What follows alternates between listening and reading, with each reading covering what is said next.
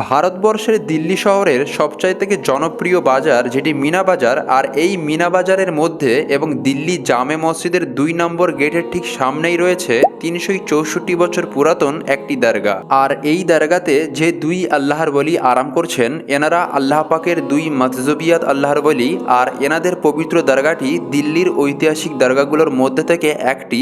আর এই দরগাতে যে দুই আল্লাহর বলি আরাম করছেন, একজনের নাম হজরত সৈয়দ আবুল আল কাসিম উর্ফে হজরত হারা ভারা শাহ পীর বাবা রহমতুল্লাহ আলাই, এবং আরও একজন আল্লাহর ওয়ালির পবিত্র নামে মুবারক হজরত সুফি সরমদ শহীদ রহমতুল্লাহ তালা আলাই। আর এই দুই আল্লাহর ওয়ালির মধ্যে একজন হলেন শহীদ এবং আরও একজন হলেন বড় সুফি বুজরুগ। আর এই ভিডিওতে এখন যে সবুজ কালার যে মাজারটি দেখতে পাচ্ছেন, এটি হলো হজরত হারা ভারা শাহ পীর বাবা রহমতুল্লাহ আলাইয়ের পবিত্র মাজার। আর এই হজরত হারা ভারা শাহ বাবা তিনি যদি দিল্লিতে না থাকতেন, তাহলে হয়তো সুলতান শাহজাহান কখনো দিল্লিতে জামে মসজিদ নির্মাণ করতে পারতেন না, কারণ এনারই দেওয়া নকশার বদলতে সুলতান শাহজাহান দিল্লিতে জামে মসজিদ নির্মাণ করতে পেরেছেন। আর এই হজরত হারা ভারা শাহ বাবা এবং আরও একজন আল্লাহর ওয়ালি হজরত সুফি সরমদ শহীদ, যিনি ইহুদি ধর্মের মানুষ ছিলেন। এই দুই আল্লাহর ওয়ালির ইতিহাস খুবই গুরুত্বপূর্ণ ইতিহাস। আর যদি আপনারা এই দরগা শরীফের ইতিহাস সম্পর্কে জানতে চান, তো অবশ্যই নিচে থাকা লিঙ্কটি ক্লিক করে এই দরগা শরীফের ফুল ভিডিওটি দেখতে পারেন। আশা করি আপনারা এই দরবার শরীফের ইতিহাস সম্পর্কে বিস্তারিত জানতে পারবেন।